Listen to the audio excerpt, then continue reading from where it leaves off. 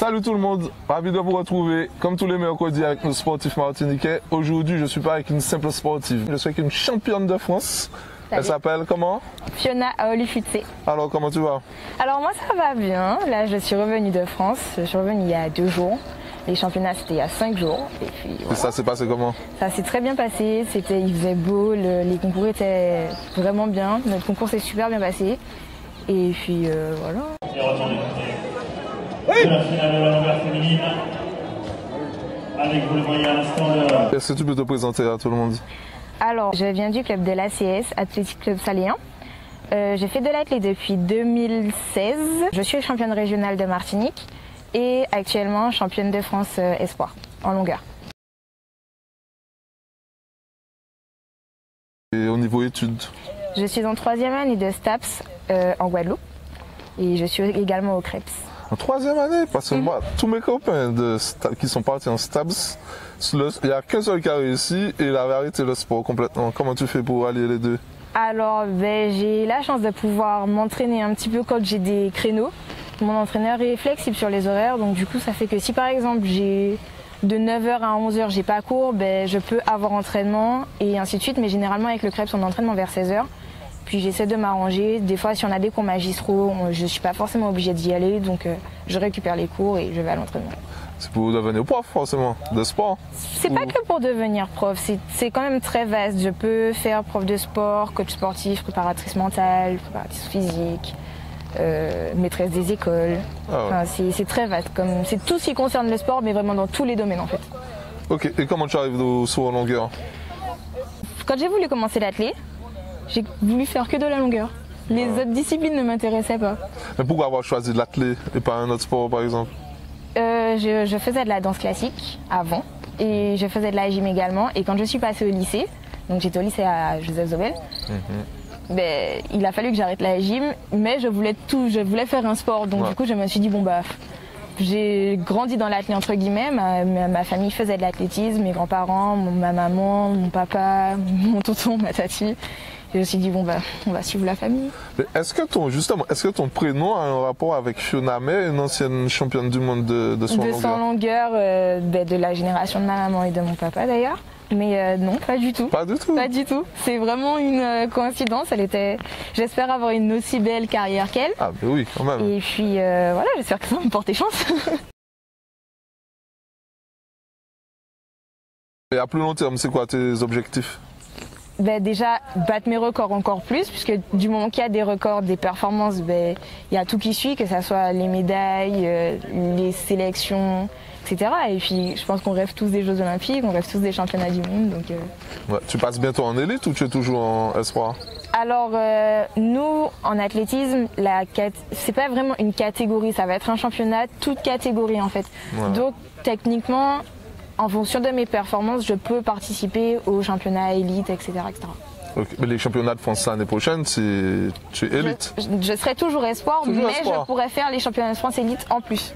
Ah ben c'est cool ça. Oui. Donc tu vas remettre ton titre en jeu et peut-être regagner en fait. C'est ça, j'espère en tout cas, j'espère de progresser pour pouvoir continuer à garder ce titre-là en fait. Mais au niveau de Martinique, tu es championne de Martinique aussi alors? Oui. C'est plus facile, c'est quel niveau la Martinique? C'est différent du sens où on est très peu à avoir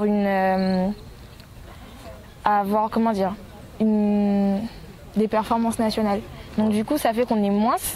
Donc en vrai être championne de Martinique, en tout cas maintenant c'est beaucoup plus facile. Avant il fallait que je rattrape le niveau des filles qui étaient déjà là depuis des années. Ouais.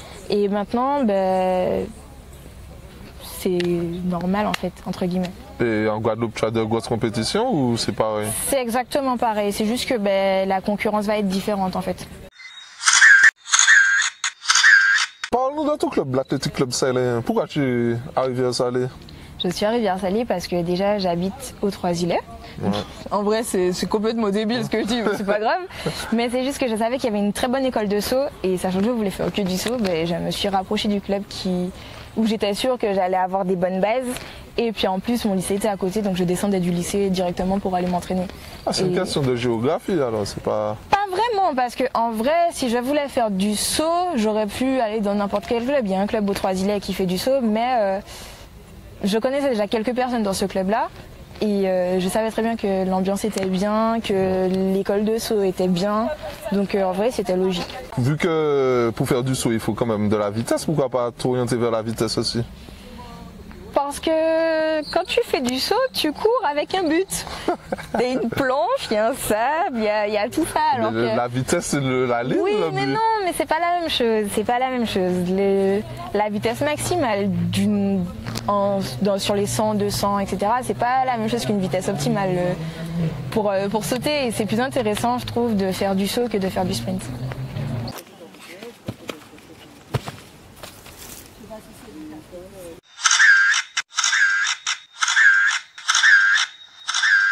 Dans ta course d'élan, tu cours quand même vite.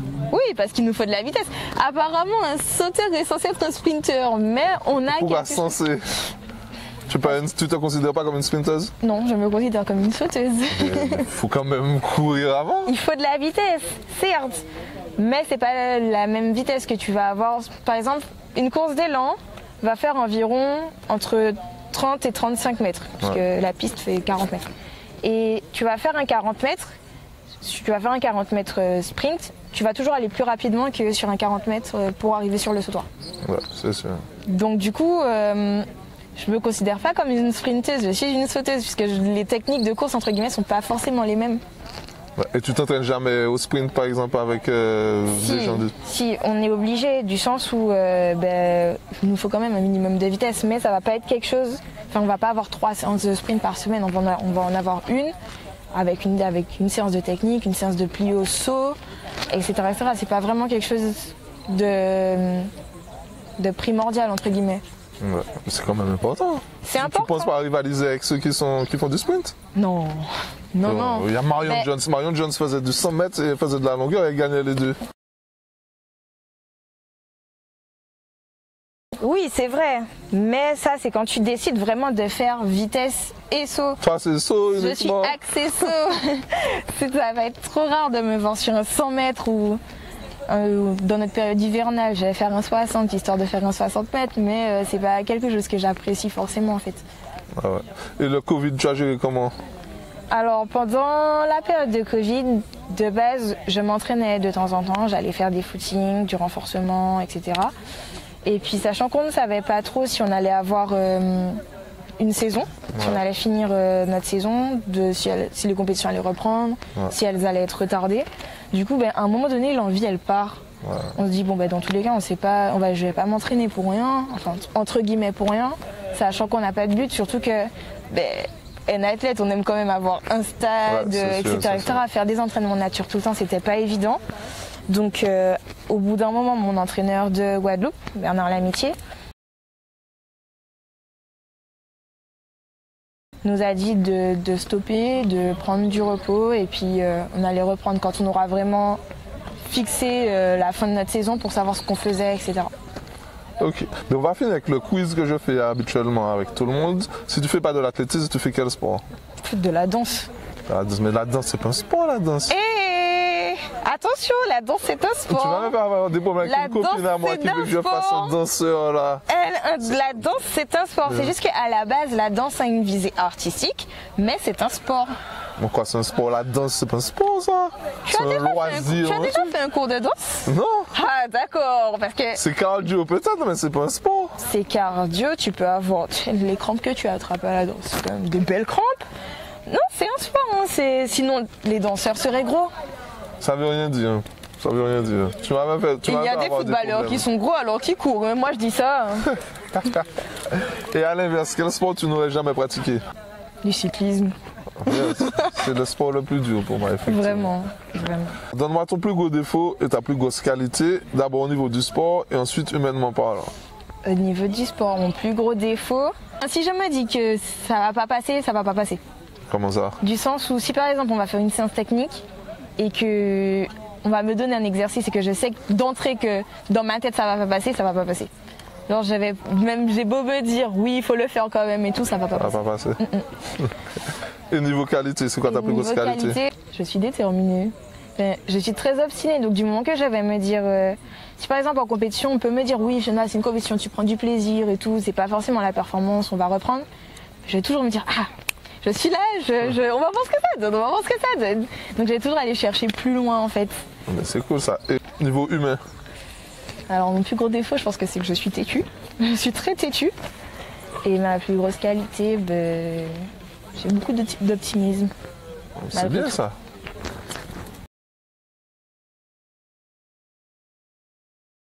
Est-ce que tu as une phrase ou un dicton que tu te répètes quand ça va pas ou même quand ça va? Je me dis que je sais le faire, je peux le faire, donc je vais le faire. En fait, il y a des moments où en compétition, mon concours va commencer mal et puis je vais me dire mais non, tu sais déjà passé une fois, faut que ça passe, donc ça va passer. Mais là justement, la dernière compétition, tu as fait 6 mètres à ton 5e essai. Tu étais à quel niveau au niveau du classement avant? Alors sur le classement général, puisqu'on était en classement femmes et non par catégorie, j'étais 8e. Mais je ne savais pas combien j'étais en espoir. Ouais. Et donc du coup j'étais très stressée, je me suis dit, de base j'ai la meilleure performance des engagés espoirs, je me suis dit mais non je ne peux pas rester à... J'avais fait 5,83 et tout, mais mes sauts n'étaient pas top. Et puis je me suis dit mais non, il faut quand même que j'arrive, je sais que c'est là, ça peut sortir, donc on va y aller. Mais au dernier saut justement, t'as pas trop de pression, t'as pas peur de mordre et tout? En vrai, mon dernier saut il a été mordu. Parce qu'en fait je me suis dit, j'ai fait 6 mètres au 5e essai, il me reste un dernier saut, j'ai plus rien à perdre. Ouais. Et puis mon entraîneur m'a dit ouais mais bon, t'as plus rien à perdre certes, mais contrôle. J'ai rien contrôlé du tout, impulsion mordue. Est-ce que tu as un péché mignon? Il y en a c'est le chocolat, d'autres c'est les gâteaux. Est-ce que tu as un péché mignon toi? Les glaces. Tu aimes les glaces? J'adore les glaces. Les glaces avec plein de chantilly. Mais ça, c'est après les compétitions que tu te permets? Après les compétitions, généralement, avec notre club, on a une petite tradition, on va manger quelque part. Surtout si on a fait des bonnes performances, il faut fêter ça avec un snack Élysée. Et s'il y a des mauvaises performances, vous allez quand même? Il faut se réconforter avec un snack Élysée. Effectivement, c'est une bonne chose. Alors, drapeau rouge, vert, noir ou pas d'avis à ce sujet? Drapeau rouge, vert, noir, je trouve que c'est quand même une cause très importante du sens où c'est l'histoire de chez nous. Et ça peut être minime comme geste, mais si tu mets un drapeau, autant mettre celui du peuple, entre guillemets, de celui qui a été créé pour nous, pas le drapeau... Lambi. Ouais, c'est pas assez représentatif. C'est pas représentatif, surtout qu'en plus, même s'ils nous disent oui, mais c'est les couleurs des mangroves ou je sais pas quoi, c'est pas le drapeau que le peuple avait choisi, c'est un drapeau qui a été prôné depuis des années et des années, donc pourquoi ne pas écouter l'avis du peuple, puisque c'est pour le peuple à la base. Ouais. Donc oui, drapeau rouge, vert, noir. Ok. Qu'est-ce que tu dirais à une jeune qui a peur de se lancer dans le saut en longueur? Comment tu l'inviterais à venir au saut en longueur? C'est simple.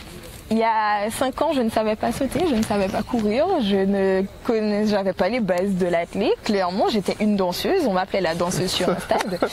Et 5 ans après, j'ai rattrapé mon retard sur mes concurrentes de France qui sont à 6 mètres et quelques et maintenant je suis championne de France espoir, j'ai connu les caractères. Donc non, faut pas hésiter, on sait pas de quoi est fait demain, peut-être que demain ça sera la plus grande des championnes, faut y aller. Faut pas hésiter. Pas du tout. Mais qu'est-ce qu'on te souhaite pour la suite? Des performances. Cette saison-là, il y a quoi qui arrive En 2021, on a les championnats de France en salle espoir et les élites. Il y a les Jeux méditerranéens U23, il y a les championnats de la Caraïbe, il y a les championnats de France. Il y a plein d'équipes de France et d'équipes de Martinique, de championnats, donc surtout des performances en fait. On va entendre parler de toi encore alors. J'espère. En tout cas, là, j'espère continuer sur cette lancée. Mais c'est tout le mal que je te souhaite. Je te remercie pour ce petit moment. Franchement, j'ai passé un bon moment. On se retrouve la semaine prochaine. Profitez de la vie, faites du sport tant que vous pouvez. Bye bye.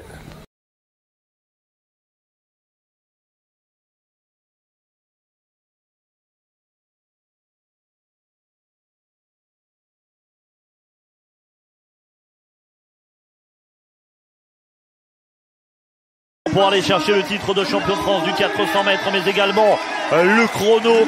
Ludi Vaillant, l'Athletic Club Saléen. Fera-t-il mieux que ces 46-18 qui constituaient la meilleure performance française de la saison? Oui, Ludi Vaillant va aller claquer un chrono. 45 secondes, 46 pour Ludi Vaillant.